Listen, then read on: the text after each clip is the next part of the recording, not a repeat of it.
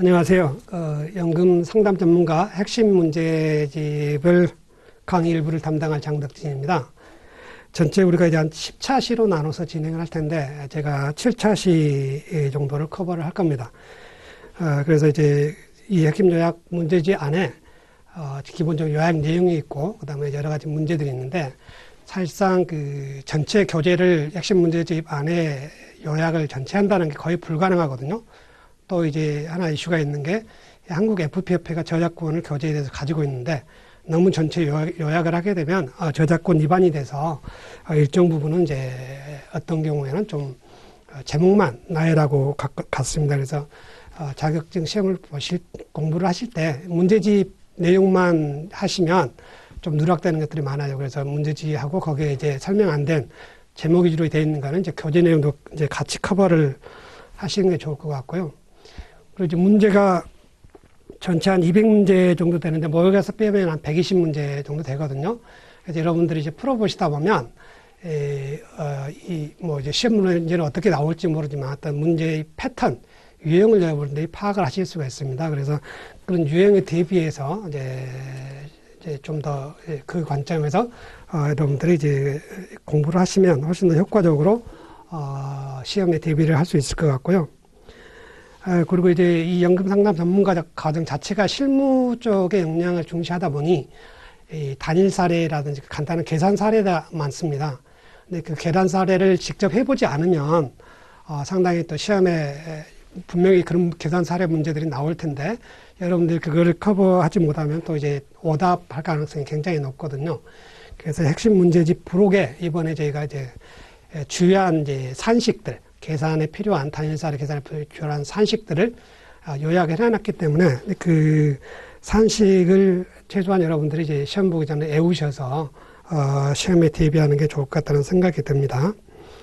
그리고 이제 이번에 연금 교재를 조금 이제 보완을 하면서 그 연금 제도의 각 파트마다 연금 꿀팁이라고 좀 정리를 했어요. 그 내용들이 실질적으로 연금 공단에서 백문백답으로 제공한 내용이라든지 인터넷에서 이제 일반 이제 사람들의 질문에 대해서 연금공단이 답변한 내용들 중에서 이제 굉장히 반복적으로 나오는 질문들에 대해서 제가 간략하게 꿀팁 형식으로 정리를 했기 때문에 그 꿀팁을 이제 보시면 여러분들이 상당히 이론을 이해하는데도 많이 도움이 되실 것 같아요. 그래서 이제 그런 부분들을 이제 중심으로 이제 보시면 될 것 같고요. 그래서 제가 7차 시에 걸쳐서 연금 제도는 이제 농지연금을 제외한 부분을 다 커버를 하고 사례라든지 이제 연금 투자 부분을 커버하는데 사실상 상당히 시간이 부족합니다. 그래서 1차 시에 한 50분 정도로 해서 제가 커버를 하는데 가급적 함축적으로 핵심적인 내용 위주로 설명을 드리려고 하니까 조금 그게 좀 이해가 안 되시긴 하면 교재를 보시길 바랍니다. 자, 그럼 이제 시작하겠습니다. 제가 처음에 시작할 부분이 이 제2절에 1장의 제2절에 주요국의 연금 체계를 간략히 설명을 드리도록 하겠습니다. 기본적으로 우리가 뭐 3층 연금 체계다라고 하게 되면 보통 1994년에 세계은행에서 디파인을 했는데 1층 연금은 이제 공적연금, 우리나라는 국민연금이 되겠죠. 2층 연금은 퇴직연금, 그리고 3층 연금은 개인연금, 이렇게 세 개의 층, 필라로 이제 구성이 된다고 해서 우리가 3층 연금 체계라고 우리가 일반적으로 정의를 하게 됩니다. 그리고 이제 거의 19세기 때부터, 후반부터 영국이나 뭐 유럽 중심으로 국가연금 제도를 도입하는 걸 논의를 시작을 했는데 가장 최초로 영국에서 논의를 시작을 했어요. 그렇지만 실제로 이 국가연금 제도를 도입한 것은 영국이 아니라 독일이었다. 비스마르크 수상이 당시에 사회주의가 이제 만연되는 것을 이제 좀 우려해서 이렇게 일반 자본주의 국가에서도 이 연금이라는 것을 우리가 제공할 수 있다라고 하면 전격적으로 국가연금 제도를 1889년에 시행을 했습니다. 그래서 세계 최초로 이제 국가연금 제도를 도입한 국가는 뭐 독일이다. 1889년이다. 여러분들이 알아두시면 좋을 것 같고. 우리나라도 국민연금이 도입되기 전에 공무원연금이라든지 여러 가지 직역연금이 도입이 됐는데 영국이나 그런데 마찬가지거든요. 이런 국가연금 제도가 도입되기 전에 공무원연금 제도가 먼저 도입이 됐어요. 그래서 이제 영국의 공무원연금 제도는 1859년에 도입이 됐는데 그 당시에는 이 영국이 이제 여러 가지 식민지를 이제 거느리는 어떤 제국이었잖아요. 그래서 이제 관세 수입이나 굉장히 중요한데 공무원들이 일을 잘해야 나름 국가의 수입이 이제 증대하기 때문에 그런 공무원들을 대상으로 해서 연금제도를 지급한 게 어떻게 보면 현대적인 의미의 연금제도의 가장 시발점이 영국의 공무원연금제도다라고 여러분들이 보시면 됩니다. 그리고 제가 여기서 뭐 국가연금이니 공적연금이니 얘기를 하는데 보통 우리가 이제 공적연금의 기본 데피니션은 국가나 아니면 공적기관, 즉 지방자치단체 등이 이제 운영하는 연금제도를 공적연금이라고 하는데 국가연금제도는 그냥 국가가 운영하는 제도. 그래서 어떻게 보면 공적연금은 국가연금보다 좀 더 넓은 의미지만 초창기에 우리가 국가연금이라고 했지만 이제 전반적으로 국가나 지방자치단체 운영하는 연금을 우리가 공적연금이라고 해서 사적연금이 대비되는 연금제도로서 우리가 분류를 하고 있죠. 그리고 이제 그러면 이제 국가연금제도로 가서 그러면 이제 비스마르크형, 독일에서 도입한 비스마르크형과 이 영국에서 논의를 시작해서 궁극적으로 이제 두 번째로 도입한 베버리지형 연금제도의 특징을 여러분들이 이건 굉장히 좀 여러분들이 외우셔야 됩니다. 기본적으로 이제 비스마르크형, 독일, 유럽은 상대적으로 소득에 비례해서 상대적으로 이제 이 연금제도 목표가 은퇴 이전의 생활 수준을 유지하는 정도의 연금을 지급하는 걸 목표로 하는 거고, 베버리지형, 영국형, 이제 영국에서 도입한 베버리지형, 보통 앵글로색슨 국가들이 대부분 이런 베버리지형인데, 이 베버리지형 국가연금제도는 최소한의 생활비만을 이제 보조하는데 목적을 두고 있는 이제 연금제도의 목적을 두고 있는 제도거든요. 그러다 보니까 뭐 운영 형태가 뭐 비스마르크는 소득비례연금, 그다음에 베버리지는 뭐 기초연금, 정액급여식이죠. 최저생활비 수준이니까. 또 이제 제한조달방법에서는 소득비례에서 연금을 주려면 보험료를 많이 거둬야 되잖아요. 근데 이제 베버리지형은 정액을 지급하다 보니까 우리나라 기초연금처럼 국가가 이제 세금을 재원으로 했다라는 거. 그래서 이제 비스마르크형에서는 굉장히 공적연금이 많이 발달이 됐는데, 그래서 사적연금이 상대적으로 위축되어 있죠. 반면에 영국 등 앵글로색슨 국가들은 워낙 공적연금 자체가 최소연금만 하다 보니까 사적연금이 발달할 수밖에 없었다. 그래서 이 국가연금제도 비스마르크형과 이제 베버리지형의 주요 차이점 여러분들이 이제 분명히 외우시는 게 좋습니다.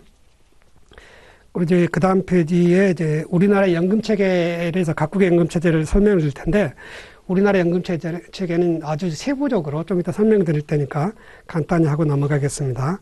기본적으로 이제 연금보험료를 납입하는 그게 국가와, 아니 이제 우리나라 경우는 이제 국가라기보다도 기업과 이제 근로자, 그 다음에 개인이 이제 상대적으로 이제 연금보험료 아니면 이제 부담금을 납입하게 되잖아요. 그게 1층, 2층, 3층이고, 0층 연금, 기초연금은 국가가 이제 세금으로 재원을 마련하게 되죠. 그래서 우리나라는 어떻게 보면 이제 4층 연금 체계다. 기초연금을 포함을 해서. 그리고 기초연금은 65세 이상, 소득의 70%가 이제 받는, 연금이고, 국민연금은 18세 이상, 국내 거주자는 모두, 이제 외국인 포함입니다. 의무적으로 이제 60세까지 가입해야 되는, 공적연금제도고, 그 다음에 퇴직연금은 우리나라에서는 의무가입제도죠. 미국 같은 경우는 좀 자발적인 제도지만 우리나라 퇴직연금은 법으로서 강제화가 되어 있습니다. 그래서 기업이 운영하는 이제 연금제도가 이제 퇴직연금제도고, 그 다음에 개인연금은 자발적으로, 그렇죠? 이제 소득공제나 세액공제를 받아서 노후자금을 마련하라고 하는 자발적인 이제 개인연금인데, 여기는 세제 적격과 세제 비적격 연금이 있습니다. 그리고 이제 주요 선진국의 연금 제도를 이제 보게 되면 기본적으로 영국 같은 경우는 아까 말씀드린 이제 베버리지형인데, 그래서 이제 0층 연금, 우리나라의 기초연금에 대응하는 부분이 날 수 있는데, 영국의 가장 큰 연금 제도의 특징은 이 기업연금이 네스트라고 그래서 상당히 네스트는 어떻게 보면 의무화되어 있는 건데 중강제적인 제도로서 이제 계속 사적연금이 이제 강화되고 있는데, 이 자동 등록 제도를 이제 제도를 채택하고 있습니다. 영국에서는. 그래서 여기서 네스트는 이제 노동자의 자동 가입, 그러니까 취직을 하게 되면 자동으로 선택을 하는 게 아니라 먼저 가입을 하고 나중에 옵트아웃을 할 수 있는 이제 그런 제도고, 미국 같은 경우에 연금제도 우리나라 국민연금에 해당되는 게 OASDI라고 해서 노령유족 장애에 관련된 공적연금 제도가 우리나라의 1층 연금에 대응하는 제도고요. 그리고 이제 미국의 연금제도의 가장 큰 특징이 결국은 이제 퇴직연금 제도인데, 우리가 일반적으로 401K로 알려져 있죠. 401K가 어떻게 보면 미국의 대표적인 확정 기여형, DC형 기업연금 제도다. 그래서 미국 같은 경우에는 이 기업연금 제도가 자발적인 거예요. 그러니까 기업이 정부번에 복지 차원에서 기업연금 제도를 도입하면, 401K를 포함해서 도입하면 도입하는 거고, 기업이 도입하지 않겠다 하면 하지 않아도 되는 거거든요. 근데 만약에 도입을 했다, 401K를 도입을 했다, 그러면 그 회사에 다니는 모든 이제 근로자들은, 일하는 노동자들은 자동으로 퇴직형 401K 제도에 가입을 하게 됩니다. 그래서 미국 같은 경우는 이제 매칭을 해서 뭐 정부번이 일정 금액을 이제 납입을, 부담금을 납입하면 거기에 비례해서 기업이 또 이제 매칭시켜서 기업이 또 부담을 해주는 이제 그런 제도라서, 상당히 미국에서는 이제 401K가 자동 등록 제도가 도입이 되면서 상당히 활성화가 많이 됐죠. 그 다음에 이제 미국의 개인연금으로 이제 IRA라는 게 있는데, 이건 최저임금, RMD라고 해서 최저인출금, 일정 73세 이상부터는 최소한 일정 금액은 연금으로 인출해야 되는 그런 제한이 있죠. 그렇지 않으면 이제 세금을 좀 무겁게 때리는 이제 불이익이 발생을 하게 됩니다. 그래서 RMD 제도를 유지를 하고 있고, 일본 같은 경우에는 이제 국민연금이라고 하는 게 우리나라의 기초연금 제도입니다. 그 다음에 우리나라 국민연금에 해당되는 게 후생연금 제도고, 그 다음에 일본의 그 공적연금 특징 중에 하나는 2015년에 우리나라의 직역연금에 해당되는 거를 국민연금으로 그러니까 우리나라의 그 국민연금으로 통합하는, 즉 후생연금과 직역연금, 그러니까 직역연금을 후생연금에 통합을 했죠. 제도를 개편하는 관점에서. 그리고 이제 일본의 이 국민연금, 즉 기초연금 특징은, 우리나라는 보험료를 내지 않잖아요. 일본은 정액으로 보험료를 내야 돼요. 그 다음에 후생연금은 소득에 비례해서 보험료를 또 냅니다.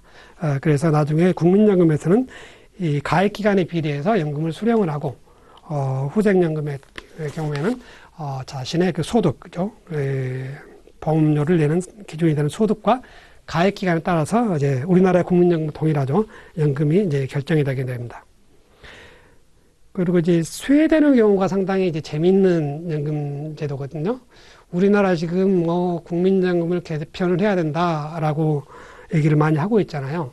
근데 이제 우리나라가 왜 국민연금이 도입된 지 우리나라 1988년이니까 이 선진국에 비하면 그렇게 큰 역사를 가진 것도 아니거든요. 그럼에도 불구하고 지금 뭐 너무 이제 후하게, 그러니까 보험료는 적게 납입하고 연금 많이 주는 제도로 처음에 1988년에 도입이 되다 보니 여러 가지 2055년이면 지금 모아놨던 모든 적립금 기금이 다 없어지고, 그 다음부터는 이제 일하는 사람이 납입한 보험료로 연금을 내야 되는 큰 체계로 이제 된다고 얘기를 하는데, 그래서 이제 제가 좀 하나 좀 여기서 부과 방식이라는 게 있는데, 우리가 이제 연금을 지급을 할 때 기금을 조성하는 이제 방식이, 한쪽의 끝에는 적립 방식이라는 게 하나 있고요. 하나는 부과 방식이 있습니다. 그래서 적립 방식은 우리나라 뭐 퇴직연금이나 개인연금처럼 본인이 적립한 거에 대해서 나중에 연금으로, 그래서 연금으로 인출할 거를 다 자기가 이제 부담금을 납입을 해서 그걸 가지고 이제 결국은 이제 연금으로 쓰는 거거든요. 그래서 보통 이제 적립 방식은 사적연금에서,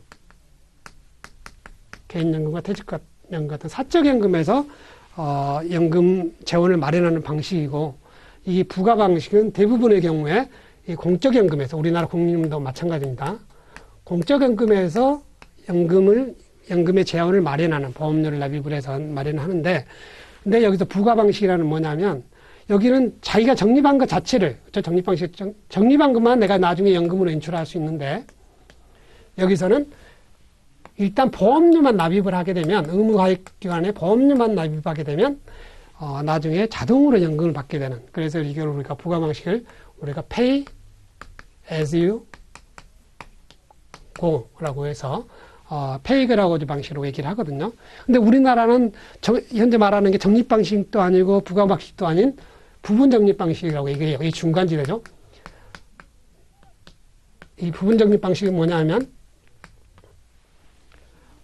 나중에 연금으로 지급할 그 재원을, 전체 재원을 다 마련하는 게 적립 방식이지만, 완전 적립 방식이지만, 그 중에 일부만 적립하는 걸 부분 적립 방식이다. 그래서 우리나라 지금 연금, 국민연금 기금이 1,000조가 넘는데, 그 자체가 이제 향후에 지급할 거를 다 적립하지 못하고 있는 상태라서 부분 적립 방식인데, 우리나라는 실질적으로 이제 이 부분 적립 방식에서 부과 방식으로 갈 수밖에 없습니다.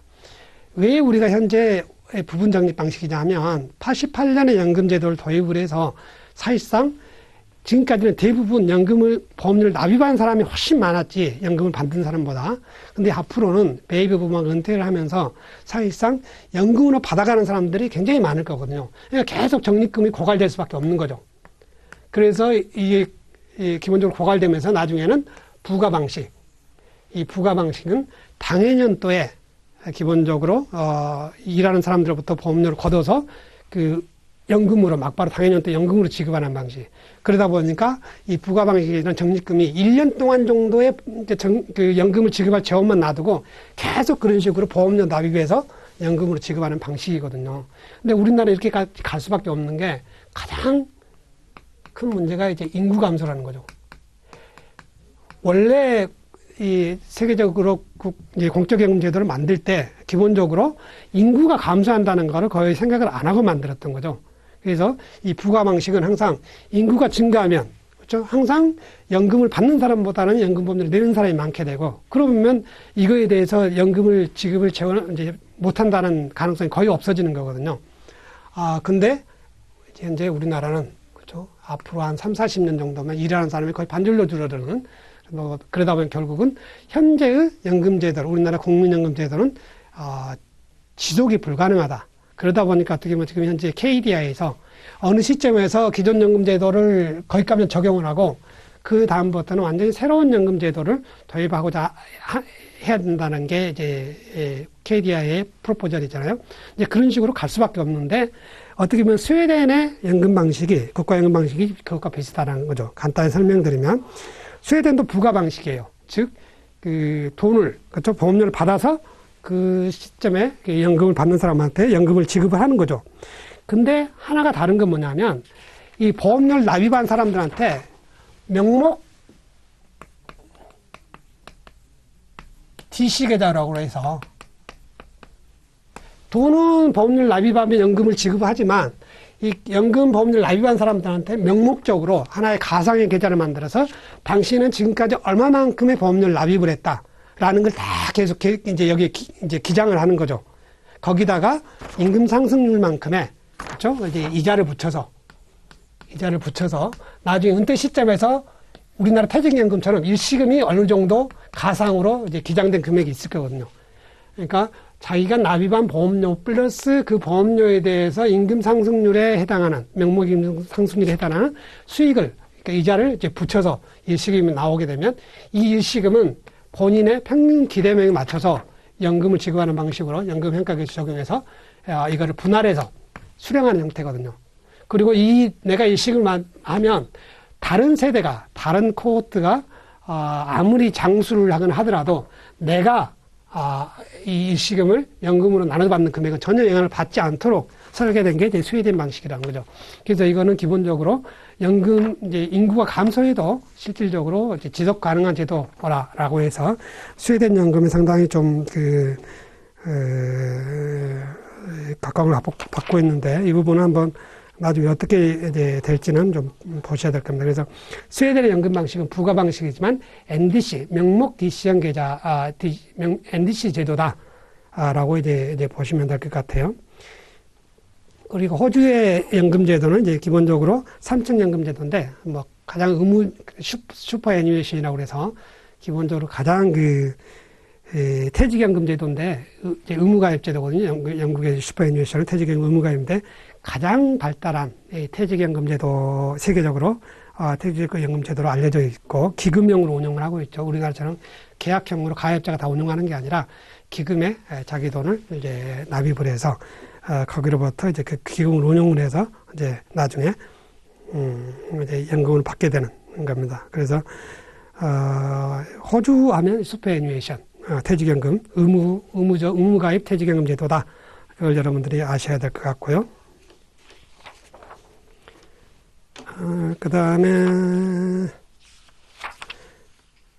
문제풀이로 가서 일장의 문제풀이 1번 몇 개 이거 관련된 문제풀이를 제가 해보도록 하겠습니다. 1번에 이제 비스마르크형 국가연금제도에 대한 설명으로 가장 적절하지 않는 거. 비스마르크 독일형이죠. 소득비례죠. 은퇴 전 이제 소득을 해당되는 거기에 해당되는 이제 연금을 지급하려고 하는 그런 어떤 제도죠. 그러면 이제 가장 적절하지 않는 게 뭐냐? 은퇴 이전의 생활 수준을 유지를 목적으로 한다. 맞죠?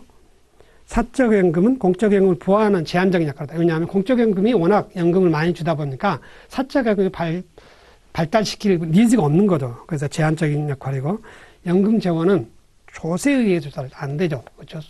이 은퇴 전 생활 수준을 유지할 수 있을 정도로 연금을 많이 주려면 가입자들로부터 보험료를 납입을 받아야 되죠. 기업하고. 그러니까 이게 3번이 틀린 거죠. 그 다음에 4번은 연금은 이제 소득에 비례했다라는 거고. 두 번째, 영층연금의 기초연금 제도가 아닌 거는 여러 국가 중에서 미국은 SSI, 이제 보충보장소득 프로그램, 그 앞에 표를 보시면 알 것 같고, 일본은 이제 국민연금 제도, 맞죠? 우리나라 기초연금에 해당되는 거. 스웨덴은 체제보장연금. 호주의 슈퍼애니웨이션. 이거는 제가 퇴직연금이라고 그랬잖아요. 그렇죠? 영층연금이 아니죠. 자, 그 다음에 6번으로 넘어가세요. 국가별 연금제도에 대한 설명으로 가장 적절하지 않은 것은? 먼저 1번 볼까요? 영국의 공적연금은 빈곤 완화를 주목적으로 한다. 거기까지는 맞죠. 근데 빈곤 완화를 주목적으로 하는 비스마르크형이다. 이건 아니죠. 비스마르크형 독일형인데, 소득 보장을, 은퇴 전 소득 보장을 이제 목표로 하는 거죠. 그래서 1번이 틀렸죠. 나머지는 다, 이제 맞는 거고요. 그 다음에 7번. 세계 최초로 국가연금을 도입한 국가는 영국에서 먼저 논의를 시작했지만 1889년에 독일에서 시행을 했죠. 그래서 독일이고. 8번. 우리나라 연금 체계 중에서 잘못 연결된 것은? 결국 이제 보니까 0층하고 1층이 다르게 있네요. 그렇죠? 그 중에서 하나겠냐. 근데 우리나라의 이제 1층 연금은 이제 국민연금, 0층은 우리나라는 이제 기초연금이죠. 그 다음에 NDC형, 명목 DC형 국가연금 제도를 도입한 국가, 스웨덴이죠.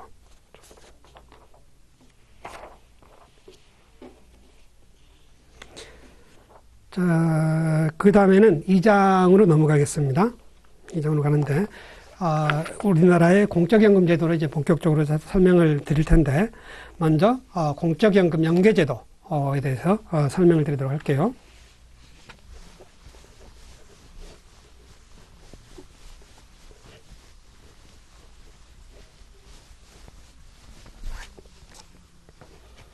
이제 거기 앞서서 우리나라 연금 하지만, 원래 이제 이 영어로 얘기하면 연금이 두 가지가 있어요. 펜션이라는 게 있고, 어뉴이티라는 게 있습니다. 그래서 우리나라 국민연금 같은 거, 종신으로 계속 지급하는 거, 즉, 더 이상 일을 못하게 됐을 때, 아니면 장애가 생겼을 때, 아니면 유족죠? 이런, 그러니까 질병이 생겼을 때 유족이 아니라, 그런 경우에 일을 못하게 되니까 결국은 그 경우에는 이제 연금을 지급하는, 생활비를 이제 생활장 명목으로 연금을 지급하는 걸 우리가 펜션이라고 하는데, 펜션과 대비되는 게 이제 어뉴이티가 있거든요. 어뉴이티는 뭐냐면 기본적으로 이제 보험사의 연금보험을 얘기하는 거죠. 내가 일시금을 어느 정도까지 모아서 그거를 나중에 정액으로 받는, 정기적으로 일정 금액을 받는 이제 종신연금, 연금보험으로 우리가 바꿀 수가 있습니다. 그래서 우리나라의 국민연금은 이제 3층 연금 체계 중에서 국민연금은 펜션이지만 퇴직연금이나 개인연금은 어떻게 보면 우리가 은퇴할 때까지 그냥 일시금을 모으잖아요. 근데 그 일시금을 연금으로 받으려면 결국은 만약에 보험사에서 종신연금을 가입하게 되면 이 어뉴이티로 변환을 하는 거죠. 내가 일시에 있는 금액을 미래의 현금으로 변환하는 거. 그걸 이제 어니위티라고 얘기를 한다. 그래서 연금의 이제 펜션과 어니위티 차이는 뭐 여러분들이 아시면 좋을 것 같고, 그 다음에 우리나라의 이제 연금이 공적연금과 사적연금으로 이제 구분이 되는데, 우리나라의 공적연금은 국가 및, 원래는 이제 국가나 이제 공공기관, 지방자치단체 포함해서 그렇게 공적기관이 운영하는 거를 우리가 공적연금 제도라고 해요. 그래서 우리나라의 공적연금 제도는 이제 국민연금과 특수직역연금, 공무원연금, 군인연금, 사학연금, 별정우체국연금을 우리가 직역연금이라고 해서 공적연금의 테두리에 분류를 하거든요. 근데 엄격한 의미에서 공적연금은 국가나 이제 공적기관이 운영을 하는데, 사학연금이나 별정우체국연금은 공무원이 아니잖아요. 그래서 이게 사학연금이나 별정우체국연금이 우리가 이제 엄밀한 의미에서 공적연금이냐, 우리가 이제 왜 그게 중요하냐면, 국가 간에 이제 조세 협약을 맺어서 내가 우리나라에서 연금을 받았는데 사는 거는 뭐 미국에서 살고 싶어. 그러면 이 내가 연금을 받는 거를 우리나라에도 세금 내고 미국에도 세금 내는 건 불합리하잖아요. 그래서 그런 공적연금의 제도에 대해서는 기본적으로 이렇게 이제 이중과세를 방지하는 협약이 맺어져 있는데, 근데 이제 과연 이 사학연금이나 별정우체국연금, 이거는 미국에서 봤을 때 이걸 공적연금으로 인정해 줄 수 있을까? 아닐 가능성이 높다라는 거죠. 그렇지만 우리나라는 어쨌든 공적연금에 들어가 있다. 우리나라의 연금의 범주에는. 그리고 이제 기초연금 아까 말씀드렸지만 65세 이상 원래 소득 기준으로 하위 70%한테는 가구는 모두 지급할 수 있도록 다 법제화를 시켜놨거든요. 근데 그러면 70%가 65세 이상 인구의 70%가 기초연금을 받아야 되는데 2022년 기준으로 보니까 67.4%밖에 받지는 않고 있다는 거죠. 왜냐하면 신청만 했으면 받았을 텐데 나는 기초연금에 해당되지 않겠지, 아니면 모르거나, 그래서 요즘은 이제 뭐 이렇게 자치센터에서 다 신청하라고 하니까 모르는 경우는 거의 없겠죠. 이제 주소불명이 아닌 한. 그래서 어쨌든 이 기초연금은 신청을 해야지, 신청을 하지 않고 65세가 됐다고 해서 자동으로 나오는 게 아니라는 거, 여러분들이 염두에 두셔야 될 것 같고, 그 다음에 이제 국민연금은 아까 얘기했지만 18세 이상 60세 미만 하는 거고, 우리나라 국민연금의 소득 대체율은 40%입니다. 근데 지금 현재 계속 언론에서 이제 뭐 정치권에 얘기하고 있는 게 45%냐, 44%냐 막 얘기를 하고 있잖아요. 그거는 이제 우리가 국민연금 설명할 때 더 자세히 설명드리려고 하는데, 어쨌든 소득 대체율 40%라는 거는 내가 과거 생애 평균 소득의 40%를 국민연금으로 받도록 하던 그 법으로 만드는 건데, 우리나라 현재는 이제 40%거든요. 2028년부터 적용이 되죠. 지금은 이제 42.5%인데, 근데 40%는 너무 낮다라고 해서 기본적으로 이제 세계은행 같은 데서는 이 공적연금으로 최소한 이 생애 평균 소득의 50%를 공적연금으로 연금 이제 생활비를 마련하는 게 가장 적정하다고 보고 있거든요. 근데 우리나라는 40%니까 낮기는 한데, 근데 문제는 이제 인구가 감소하는데 어떡할 거예요? 그래서 이제 어쨌든 이 논의가 어떻게 될지는 좀 진행 상황을 봐야 될 것 같고요.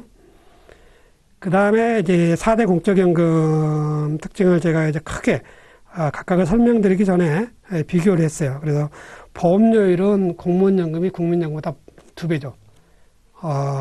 그리고 연금 지급률이라고 그래서 그러니까 1년 가입하게 되면 생애 평균 소득의 몇 퍼센트를 연금으로 지급하느냐. 그래서 국민연금이 1%거든요. 1년 가입하면 1%니까 40%를 달성하려면 40년 동안 가입을 해야 되는 거고, 공무원연금이 1.7%예요. 30년만 하더라도 이제 54%를 이제 공무원연금에서 퇴직연금으로 받을 수 있는 거죠. 근데 이제 군인연금이 1.9%, 제일 높죠. 근데 보험료는 14%로 공무원연금보다 낮아요. 그래서 어떻게 보면 지금 현재 군인연금이 가장 보험료는 낮은데, 상대적으로 보험료는 이제 다른 직역연금보다 낮지만 연금을 더 많이 받는 형식이 되는 거고, 그리고 군인연금이 좀 연금 지급 요건을 보게 되면 최소한 군인연금은 20년 이상을 복무를 해야 되는 거죠. 그래서 물론 이제 19.6개월 이상 되면 20년으로 치지만, 다른 이제 공적연금은 10년 이상만 가입하면, 아니면 재직하면 연금을 받을 수가 있어요.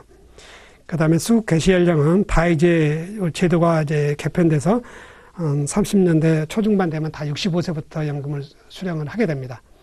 근데 군인연금은 퇴역하자마자 연금 수급 자격 19년 6개월 이상 되면 퇴역하자마자부터 이제 연금을 받게 되는 그게 이제 차이가 있다라는 거고. 자, 그러면 이제 우리가 국민연금 있고 직역연금이 있는데 이제 국민연금 10년 이상, 공무원 사학연금 10년 이상 별정 포함해서 근데 군인연금 20년 이상 가입해야 연금을 받잖아요. 근데 내가 뭐 공무원으로 하다가 10년 안 돼서 때려치고 민간기업으로 들어올 수 있잖아요. 그럼 공무원연금에서 뭐 8년 했는데 그 다음에 이제 국민연금에서 또 이제 몇 년 했단 말이죠.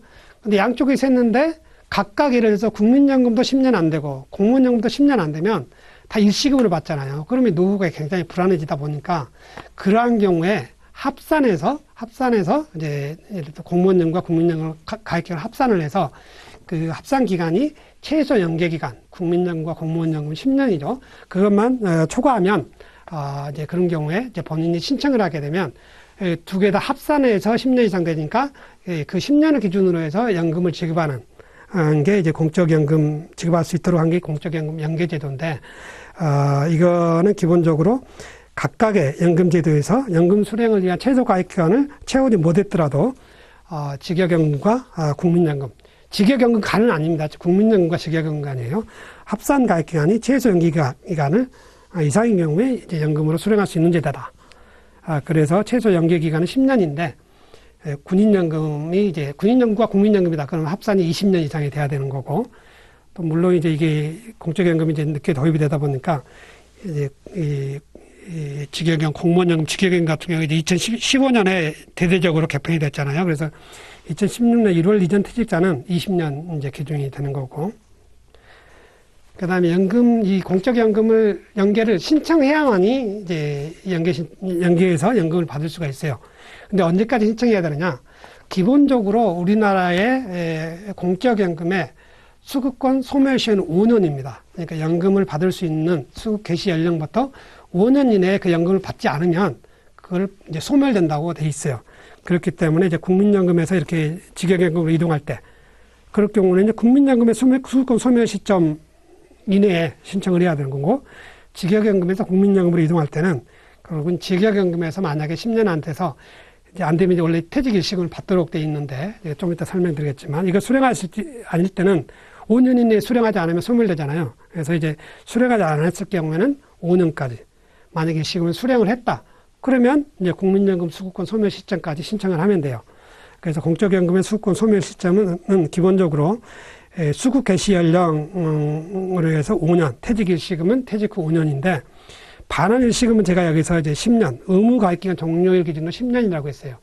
근데 원래 원칙적으로 반환 일시금은 수급 개시 연령 65세에 수령할 수가 있거든요. 근데 이거는 조금 더 재량을 둬서 60세 의무 가입기간 종료 시점에서도 이걸 연금 반환 일시금 받도록 해놨거든요. 그러니까 그때부터는 10년인데 수급 개시 연령부터는 이제 5년이죠. 그래서 이제 이제 소멸 시점이 다르다는 거. 그 다음에 연금 수령 시기는 읽어보시면 큰 문제 없을 것 같고. 자, 그러면 연금을 예를 들어서 국민연금과 공무원연금에서 이제 뭐 예를 들어서 국민연금에 뭐 10년, 공무원 5년 했어요. 15년이니까 연계 신청을 하게 되면 각각 국민연금에서는 10년에 해당되는 거를 노령연금 받고 그걸 연계 노령연금이라고 하죠. 공무원연금에서는 5년에 해당되는 공무원연금을 원래는 10년 가입해야 되지만 연계연금 신청을 하게 되면 합산이 10년이 넘었으니까 공무원연금에서는 5년에 해당되는 퇴직연금을 이제 받게 되거든요. 그래서 그러면 연계 노령연금과 연계 퇴직연금을 받을 때 금액이 어떻게 산정되느냐는 기본적으로 각각의 이제 국민연금과 공무원연금 제도에서 연금의 산정 방식과 동일하게 이제 계산이 된다라는 거죠. 그래서 이제 연금액 산정 방법이라고 해서 제가 테이블로 좀 정리를 해놨는데 이제 그걸 보시면 기본적으로 연금 수급권이 발생했다. 그러면 각각 국민연금에서 연금 수급권이 발생했다는 건 10년 이상 가입했다는 거고 이제 뭐 공무원연금도 이제 10년 이상이죠. 군인연금은 20년 이상이어야 되겠지만 어쨌든 한쪽에서 연계 신청을 했는데 어느 한쪽이 연금 수급권을 발생했다라고 하게 되면 기본적으로 그 연금 제도에서 그냥 동일한 금액을 받는 거예요. 단지 이름만 연계 퇴직연금, 연계 노령 유족연금, 연계 노령 연금이라고 하지만, 근데 연금 수급권이 발생하지 않았다. 예를 들어서 국민연금의 가입 기간이 뭐 10년이 안 됐다. 5년이다. 그러면 여기서 말씀드렸죠. 기본연금액에다가 기본연금 계산 방식 좀 이따 설명을 드릴 거예요. 20년분의 가입 연수의 비율로 곱해서 이제 산정을 한다. 이게 지금 기본적으로 연금 수급권이 발생하지 않은 경우에 연금을 산정하는 방식. 이거는 이제 노령연금 산정 방식과 똑같거든요. 왜 그런지는 이제 나중에 설명드릴 거겠습니다. 그래서 연금 수급권이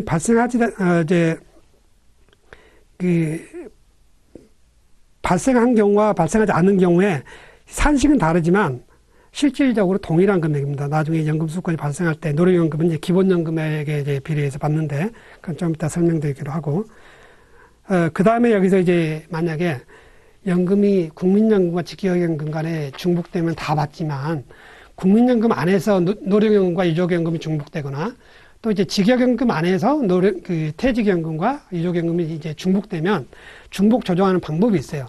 근데 그 중복 조정하는 방법은 각각의 연금제도에서 규정한 방식과 동일하기 때문에 나중에 그것도 이제 설명드리기로 합니다. 그래서 이 연계 신청을 하더라도 연금이 중복됐을 때는 각각의 개별연금법에서 적용하는 중복연금 조정 방법을 사용을 한다라고 보시면 될 것 같아요. 자, 이걸로 이제 공적연금 연계제도에서 이제 설명을 마치고, 자, 그럼 이제 기초연금에 대해서 간략히 설명을 드리기로 하죠. 그래서 기초연금에 대해서는 기본적으로 좀 용어 몇 가지를 여러분들이 아시는 게 좋아요. 첫 번째가 이제 소득인정액이라는 게 있습니다. 그 다음에 선정기준액이 있어요. 그 다음에 기준연금액.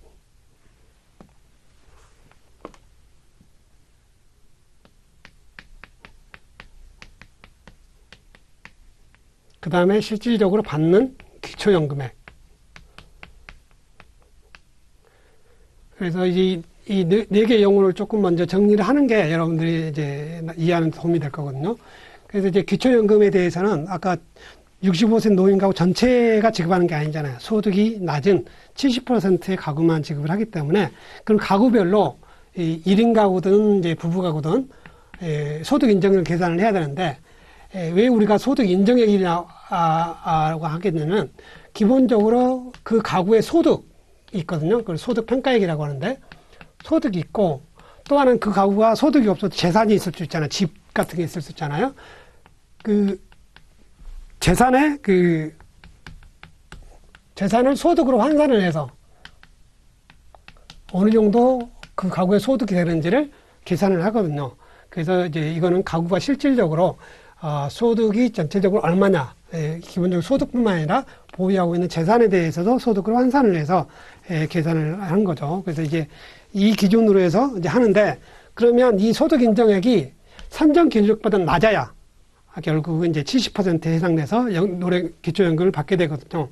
그래서 산정 기준액은 항상 이제 보건복지부에서 매년 1월 1일 날, 연초에 이제 고시를 하게 되죠.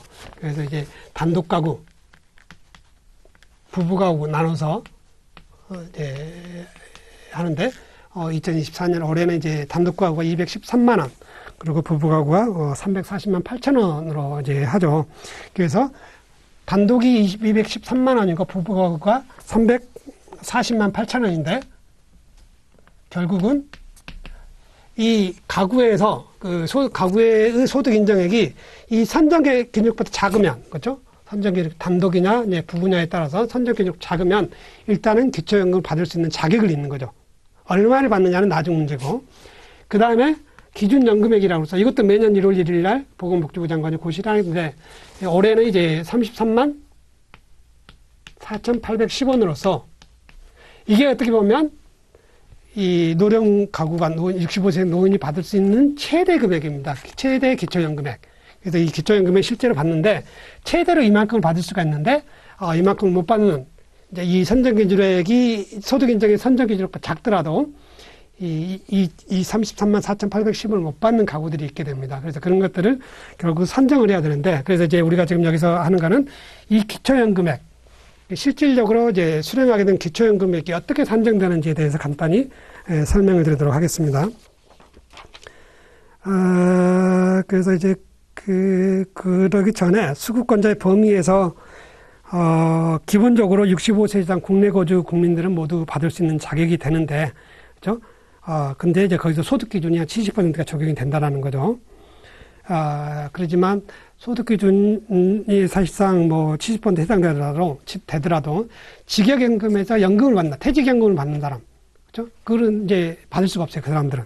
워낙 원래 이제 직역연금에서 이제 받는 연금액이 많기도 하잖아요. 근데 이제 이건 이렇게 예외적으로 또 이제 기초연금을 받는 사람들을 우리가 예외 수급권자라고 하는데, 그 사람 뭐냐면 이제 공적연금 연계 신청을 해서 연계퇴직연금이라든지 연계퇴직유족연금을 이제 받았는데, 실질적으로 봤더니 이 직역연금에서 이제 재직기간이 10년 미만이다. 그러니까 원래 10년 미만이면 일시금을 받잖아요. 단지 국민적인 가입기간으로 합산해서 연금을 받기 위해서 공적연금을 연계 신청을 했기 때문에 연계퇴직연금이나 연계퇴직유족연금을 받게 되는데, 엄격히 말하면 10년 미만이기 때문에, 그래서 공적연금을 신청하지 않는 사람들과 형평성을 위해서 이렇게 10년 미만 연계퇴직연금이나 이제 연계퇴직유족연금을 받는 사람이더라도 직역연금 재직기간 10년 미만이면 예외적으로 수령할 수 있다라는 거죠. 그 다음에 이 직역연금에서 장애나 유족급에 관련한 일시금을 받는 경우, 이 일시금을 받은 경우는 장애나 유족 관련 일시금을 받는 경우에는 이제 받은 후에, 일시금을 받은 후에 5년이 경과하면, 이거는 이제 예외적으로 직역연금에서 이런 연금을 받았더라도, 연금급여를 받았더라도 신청할 수 있다. 그리고 이제 기초연금 수급자격을 충족한 다음에, 충족하는 이제 다음에 해당되는 직역연금 수급권자의 배우자. 이건 뭐냐면은 예외적으로 이제 이걸 추가한 게 뭐냐면, 기초연금 제도가 도입되기 전에 14년이죠. 그 전에는 기초노령연금이라는 게 있었어요. 그래서 기초노령연금을 받던 사람이 이제 있었는데, 근데 기초연금을 도입하면서 이제 받는 방법이 좀 유사하지만 이제 여러 가지 기준이 좀 바뀌었거든요. 근데 기초노령연금을 받았던 사람한테 이제 법이 바뀌었으니까 당신이 이제 더 이상 기초노령연금 못 주겠어 라고 하게 되면 여러 가지 좀 이슈가 있잖아요. 그래서 예외적으로 그렇게 특례 수급권자로 이제 해서 예외적으로 이제 2014년 6월 30일 당시 이때가 기초연금법이 도입된 때죠. 기초노령연금 수령했던 사람과 장애인연금 특례 수급권자는 계속해서 부가연금에 해당되는 기초연금을 받을 수 있죠. 근데 여기서 이제 조심한다 그랬지만, 지금 현재는 기초노령연금이란 게 없어요. 노령연금이 노령연금, 기초연금이 기초연금이지, 옛날에 말하는 기초노령연금, 지금의 기초연금에 해당되는 기초노령연금이라는 용어는 없어졌는데, 아직도 이제 인터넷에서 보게 되면 기초노령연금을, 이제 기초연금을 이제 기초노령연금에서 해서 블로그에 글을 올리는 분들이 많잖아요. 근데 그거는 이제 좀 틀렸다라는 거고. 그 다음에 이 기초연금을 받고 있는데, 해외에서 연속해서 60일 이상 해외에서 체류하면 기초연금 지급이 정지된다는 거 조심하셔야 되고. 자, 그러면 이제 여기서 우리가 아까 소득 인정액 중에서 소득 평가액 계산하는 방법 다 이제 교재라든지 자세히 되어 있으니까 핵심적인 것만 몇 가지 이제 설명을 드리겠습니다.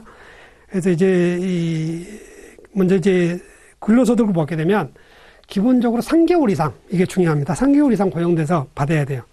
그 다음에 3개월 이상 고용돼서 근로소득 받더라도 전액을 다 소득 인정액, 소득 평가액을 하는 게 아니라 거기서 기본 공제액을 차감하게 됩니다. 올해는 이제 한 110만원 정도 되는데, 그 다음에 그 차감한 거에 70%만 이 소득 평가액에 포함돼요. 이제 근로소득의 경우에는. 그래서 상대적으로 근로소득 100%가 소득 평가액이 되는 게 아니라 110만원, 올해는 110만원을 제외한 거에, 차감한 거에 70%. 그 다음에는 이제 개인별로 근로소득은 계산된다는 거.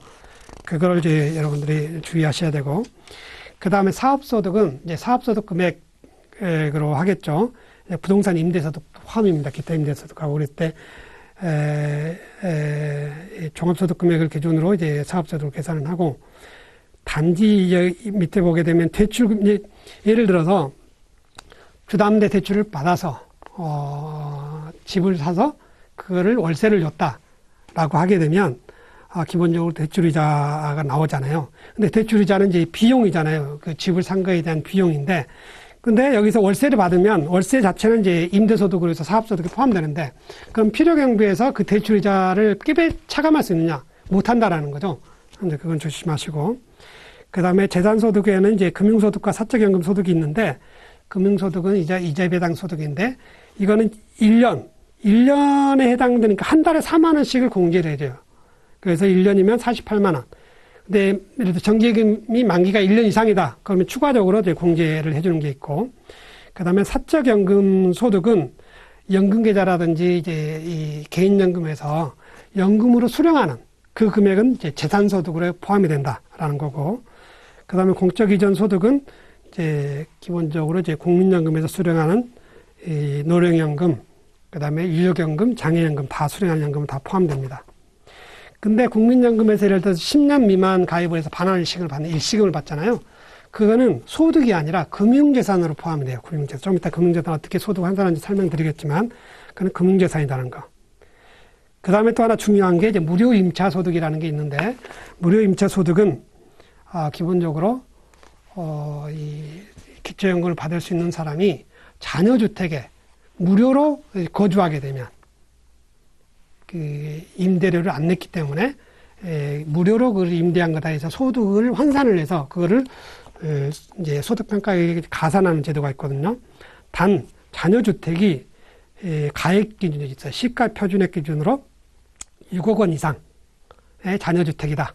만약에 그 이상의 자녀주택에 거주하면서 이런 경우 많을 수 있잖아요. 여러분 이제 자녀들 손주를 봐줘야 되는데 그럼 거기에서 거주하면서 볼 수 있는데 문제는 그 자녀 명의로 자녀가 소유한 주택이 시가 표준액이 6억 원 이상이면 그 시가 표준액의 0.78%에 해당되는 거에 임차소득, 그러니까 연간이니까 10일은 나눠서 그거를 이제 소득평가에 가산해줘야 되거든요.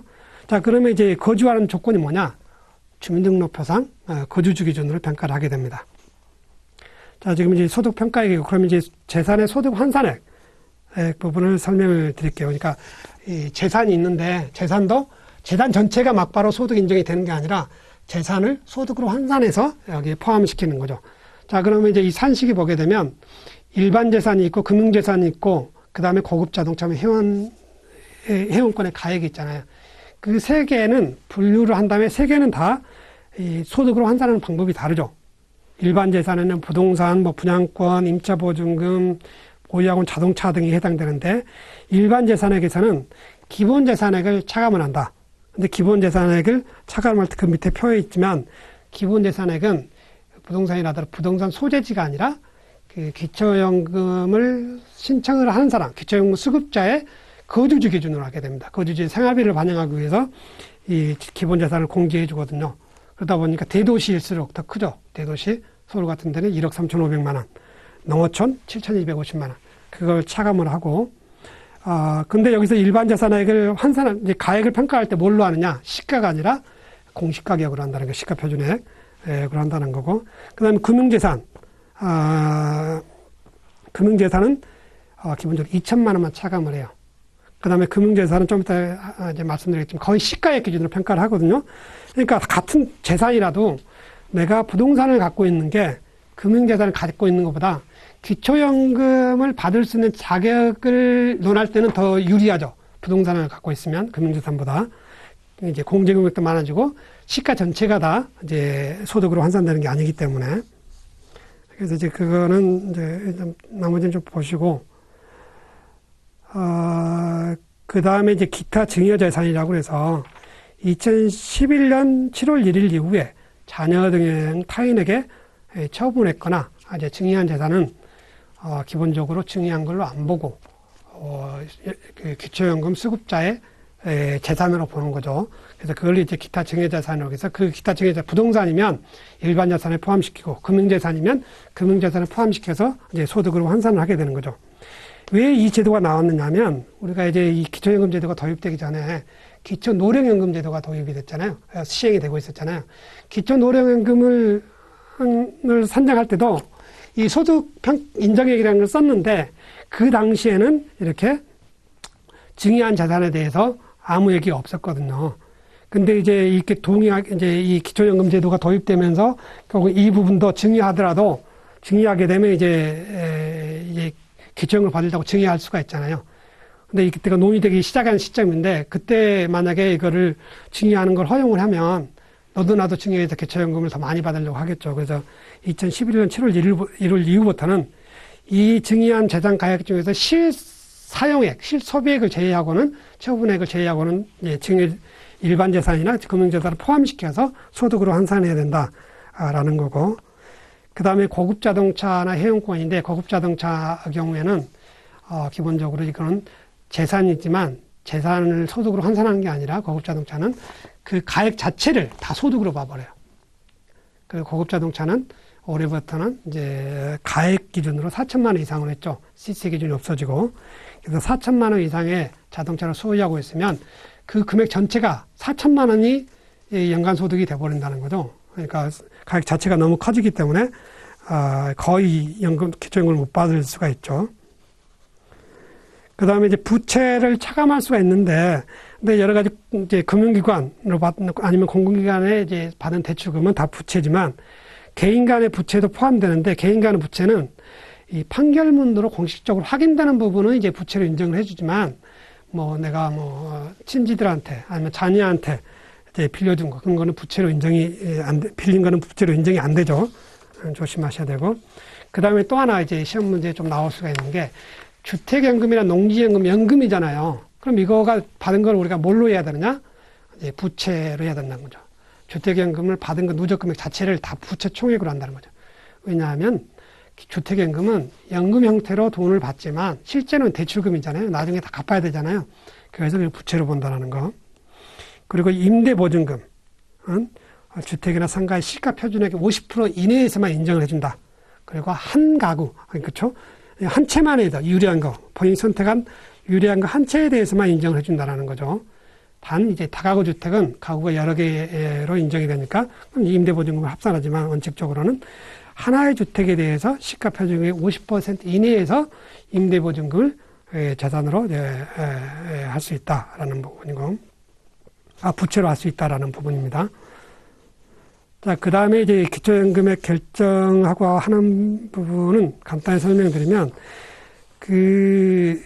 결국 여기서 이제 중요한 문제가 나올 수 있는 게, 어떤 경우에 기초연금이 감액되느냐, 국민연금에서 연금을 받을 때, 시험 문제에 이제 자주 나올 수가 있습니다. 그래서 기본적으로 이거 할 때는, 국민연금에서 받을 수 있는 연금이 세 가지가 있잖아요. 노령연금, 유족연금, 장애연금이 있어요.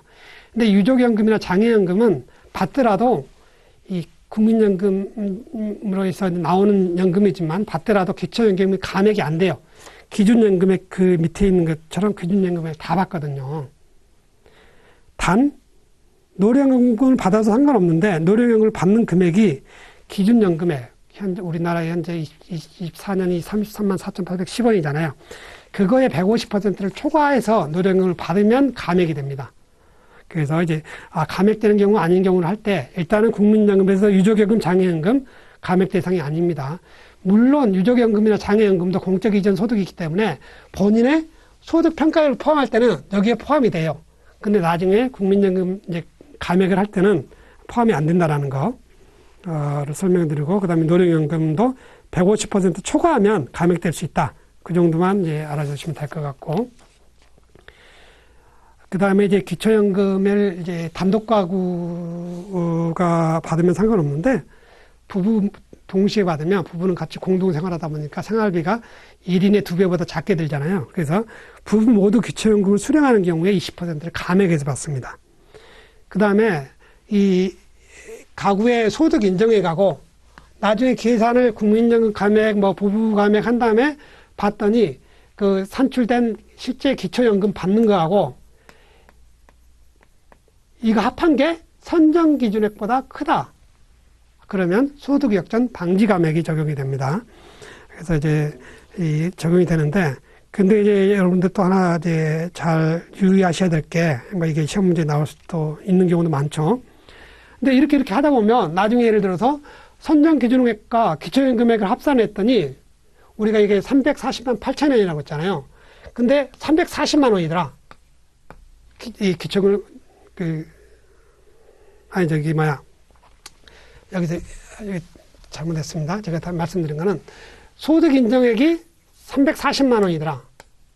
근데 부부가인데 선정 기준액이 340만 8천 원이니까 결국은 선정기준적보다 소득 인정이 낮으니까 기초연금을 받을 수가 있잖아요. 그럼 얼마를 받느냐? 원래 하게 되면 소득 역전 방지까지 하게 되면 결국은 8,000원 받게 돼요. 이 차이 8,000원을 받게 되는데, 근데 기초연금 준다고 하면서 8,000원 주는 건 너무 그렇잖아요. 그래서 이렇게 일단 기초연금에 받을 수 있는 자격이 되면, 신청을 하게 되면 최소한으로 아무리 이 소득 인정액이 선정 기준보다 가깝다 하더라도 최소한으로 지급하는 금액이 있어요. 그게 최저 연금액인데, 기본연금액인데, 그게 단독가구 1인당 기준연금액이 10%입니다. 그러니까 부부가구는 기준연금액 20%, 개인당 10%씩 최소한 받는다. 그래서 아무리 못 받더라도 이 33만 4,810원의 10%인 33,480원은 개인별로 이만큼 받는다는 거죠. 일단 받는다고 하게 되면, 그래서 이제 기초연금의 최저연금액이 있다라는 거, 여러분들이 좀 유의하시면 될 것 같고. 그래서 오늘 자시는 여기서 마치도록 하겠습니다.